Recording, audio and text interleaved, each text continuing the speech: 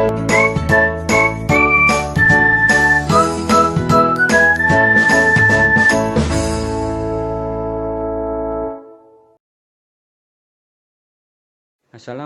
warahmatullahi wabarakatuh. Ketemu lagi dengan Pak Andri, anak-anak kelas 6 Hasan maupun Husen. Pada kesempatan kali ini kita akan membahas soal penilaian tengah semester. Mungkin kemarin soalnya beda ya dengan yang ada di modul, karena yang kemarin buat PTS itu Pak Andri bikin sendiri gitu. Kemudian ini yang dari modul nanti kita akan bahas supaya nanti ketika kalian tryout tidak kaget dengan soal yang ada di kelas gitu ya, walaupun nanti Pak Andri akan beri latihan juga ya. Baik, untuk itu kita coba bahas dulu dari yang rom pertama, dari halaman 34 sampai halaman 37 gitu ya. Nanti kita akan bahas satu-satu. Yang pilihan ganda dulu, yang dimulai dari nomor 1. Nomor 1 ini yaitu di bawah ini lafal surat Al-Kafirun ayat yang pertama. Pasti sudah hafal dong, ini mudah sekali. Jadi ini tingkatan soal yang mudah, yaitu betul sekali yang A, qul ya ayyuhal kafirun. Boleh langsung disalin ya jawabannya, jadi nanti ketika belajar biar lebih mudah gitu ya. Qul ya ayyuhal kafirun, itu ayat yang pertama. Kemudian ayat yang kedua, wala antum abidu nama a'bud. Bunyi lafal di samping adalah yang mana? Kalian ketika melihat soal yang ada seperti ini, kalian coba lihat jawabannya yang sama-sama dulu. Kemudian nanti kalau kalian sudah lihat jawaban yang sama, fokus ke jawaban itu dulu, karena biasanya yang dipakai yang jawaban yang sama gitu ya. Iya, jawaban yang sama ada di B dan C, wala antum sama wala ana. Tinggal kalian cocokkan saja kalimatnya tadi wala ana atau wala antum. Kalau wala antum berarti jawabannya yang B gitu. Terus kalau gimana Pak kalau jawabannya itu ternyata sama semua empat-empatnya? Baik, kalau sama empat-empatnya berarti kalian harus lebih teliti. Itu biasanya soalnya lebih sulit ya, karena yang di sini itu soalnya cuma sama, yang sama itu cuma 2. Itu kalian fokus kedua itu, insya Allah yang lain enggak ya, karena biasanya yang dibuat itu yang sama itu yang jawabannya. Biasanya seperti itu. Itu untuk yang nomor 2. Kita nomor 3. La a'budu ma ta'budun. Lanjutan dari ayat di samping adalah, jadi ketika yang ada soal seperti yang nomor 3 ini, berarti kalian harus hafalin dari nomor 1 sampai yang ketiga ini. Ini adalah ayat nomor, betul, ayat nomor 2. Qul ya ayyuhal kafirun la a'budu ma ta'budun. Kemudian lanjutannya itu yang apa? Wala antum abiduna ma a'bud. Sudah benar? Ya, kalau sudah benar langsung saja kalian silang pada jawaban yang benar gitu ya. Itu nomor 3. Sekarang nomor 4. Baik, di sini nomor 4 soalnya adalah surat Al-Kafirun ini terdiri dari ayat, titik-titik ayat atau berapa ayat? Jawabannya adalah mudah ya, ini soalnya mudah sekali. Kemudian soal yang kelima, la a'budu ma ta'budun. Ayat di samping artinya, karena ini soalnya mengartikan, sebenarnya tidak perlu mengartikan sampai di belakang, cukup kalian cari kata kuncinya. Kalau Pak Andri melihatnya dari kata yang pertama, atau kata yang pertama ini la. La itu artinya tidak. La itu artinya tidak. Kalian cari yang di depannya tidak. Yang mendekati adalah ini. Mendekati ya, baru mendekati ya. Kemudian kalau yang B itu dan. Dan itu biasanya wa, seperti ini, wa itu dan. Berarti ini tidak ya, bukan jawabannya. Kemudian untukmu agamamu itu semakin jauh, nggak ada kata tidaknya, berarti jawabannya yang paling mendekati ini. Dan yang benar memang yang gitu ya. Cara menganalisisnya begitu. Jadi tidak perlu diartikan kecuali kalian hafal ya, nggak apa-apa. Cuman kalau Pak Andri lebih sering menggunakan identifikasi terhadap ayat tersebut. Ayat yang awal biasanya Pak Andri artikan yang di awal saja, nanti kalau Andri cocokkan dengan jawaban yang di bawahnya. Itu ya. Kalau misalnya mendekati berarti memang itu. Tapi kalian harus tahu dulu, ketika kalian membaca surat Al-Kafirun itu paling tidak kalian hafal ayat paling depan saja supaya nanti lebih mudah dalam mengidentifikasi, gitu ya.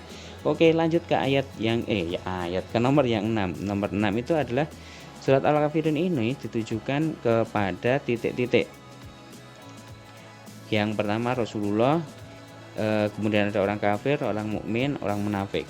Karena namanya Al-Kafirun berarti orang-orang kafir, berarti jawabannya adalah B, gitu ya. Jadi dicari persamaan katanya, karena Al-Kafirun itu memang artinya orang-orang kafir begitu, jadi dia disebut dengan orang-orang kafir Quraisy. Itu yang ke-6. Yang ke-7, isi pokok surat Al-Kafirun adalah larangan untuk bekerja sama dalam hal apa? Kemarin sudah ya Pak Andri sampaikan, jadi kita boleh bekerja sama atau mengenal orang selain agama Islam, cuman tidak dalam hal ibadah, betul. Atau kalau di sini jawabannya tidak ada ibadah, boleh dalam hal akidah, jawabannya ada di atas ini. Iya. Kemudian nomor 8, surat Al-Kafirun adalah tergolong surat Makkiyah karena turun di kota Makkiyah. Kalian lihat kata-katanya Makkiyah. Yang mendekati kata Makkiyah adalah Mekah otomatis ya. Itu mudah ya, karena sudah kelas 6 sudah sering keluar nih soalnya seperti ini, jadi mudah. Nomor 9, gempa bumi yang terjadi di daerah Yogyakarta dan menewaskan orang banyak termasuk kiamat titik. Ya. Itu kemudian kalian kemarin sudah mempelajari ciri-ciri kiamat ya. Baik, kiamat itu yang terjadi di Yogyakarta itu termasuk digolongkan kiamat, betul, kecil ya. Kubro sama besar itu sama. Kubro itu artinya besar, jadi ini mengecoh ya, ini mengecoh, A dan B mengecoh, jadi pertengahan itu tidak ada. Yang benar jawabannya adalah kecil, betul. Kemudian nomor 10, di bawah ini tanda-tanda kiamat kecil, yaitu titik. Kemaksiatan merajalela, matahari terbit, muncul binatang ajaib dari bumi, datangnya Ya'juj dan Ma'juj. Mana? Ini 1, 2, 3, itu sudah merupakan kiamat besar ya. Betul. Jadi yang jawaban yang benar adalah kemaksiatan merajalela. Kemudian Yaumul Ba'ts itu artinya adalah hari dibangkitkan manusia dari alam kubur, gitu. Yang berarti yang A jawabannya. Kemudian kita lanjutkan ke nomor 12. Setelah dibangkitkan dari alam kubur, manusia dikumpulkan di titik. Nomor 12. Ayo, siapa yang tahu? Yang benar adalah padang mahsyar, gitu ya. Kemudian nomor 13. Malaikat yang meniup sangkakala adalah malaikat, kita absen dari yang pertama Israel dulu. Israel itu adalah pencabut nyawa. Kemudian kalau Mikail adalah, betul sekali, kalau Jibril itu yang mengantarkan wahyu. Kemudian yang terakhir adalah Israfil. Berarti jawaban yang benar adalah Israfil, betul. Nomor 14, hari dihitungnya amal manusia disebut hari hitung. Ilmu hitung berarti ilmu hisab, berarti yaumul hisab. Kemudian yang nomor 15, surat Al-Quran yang menjelaskan tentang hari kiamat. Dijelaskan di Quran surat apa? Al-Kafirun, Al-Ma'un, Al-Qari'ah atau Al-Ikhlas. Yang benar adalah Al-Qari'ah. Baik, kita lanjut ke halaman berikutnya. Beriman kepada hari akhir merupakan rukun iman yang ke titik. Kalian sudah hafal ya untuk rukun iman ini. Baik, untuk rukun iman itu yang merupakan beriman kepada hari akhir merupakan rukun iman yang ke 5, betul sekali. Kemudian di bawah ini salah satu hikmah mengimani hari akhir adalah mengimani hari akhir ya.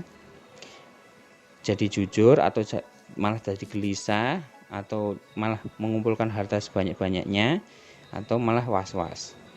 Betul sekali, salah satunya yang sikap terpuji pastinya ya, yaitu selalu bersikap jujur. Jawabannya A. Asmaul Husna artinya adalah, sudah pasti benar ini anak-anak karena ini mudah, kelas 5 juga sudah ada. Ini adalah nama-nama Allah yang baik. Nomor 19,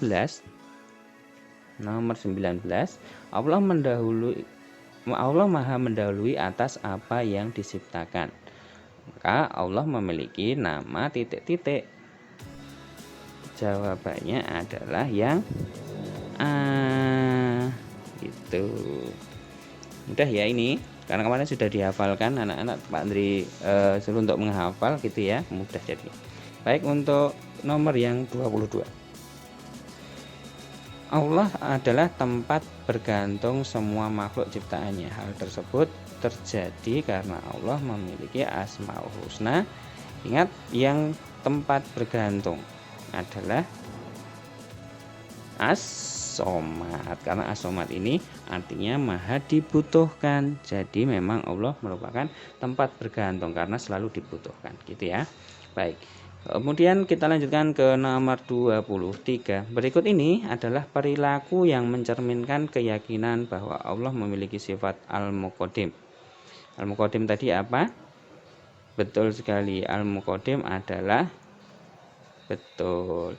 Jadi Allah yang maha mendahulukan. Kita baca dari yang pertama. Bersegera dalam berbuat kebaikan, mengerjakan sesuatu yang bermanfaat di masa depan, tidak mengerjakan perbuatan yang sia-sia dan merugikan orang lain, atau menunda-nunda pekerjaan. Jadi yang mana? Jadi berikut ini adalah perilaku memang mencerminkan keyakinan bahwa Allah memiliki sifat Al-Muqaddim, yaitu tidak menunda-nunda pekerjaan. Karena kata Al-Muqaddim ini adalah mencerminkan kata mendahulukan. Jadi mendahulukan itu berarti tidak menunda-nunda gitu ya. Itu mengidentifikasi cara seperti itu. Sekarang nomor 24. Orang yang yakin bahwa Allah bersifat kekal juga akan meyakini bahwa manusia tidak kekal. Oleh karena itu, ia akan senantiasa titik-titik. Jadi orang itu yakin bahwa Allah itu bersifat kekal. Jadi dirinya sendiri tidak akan kekal. Jadi manusia harusnya ngapain supaya dia sadar bahwa di dunia ini hanya sementara. Berarti ngapain?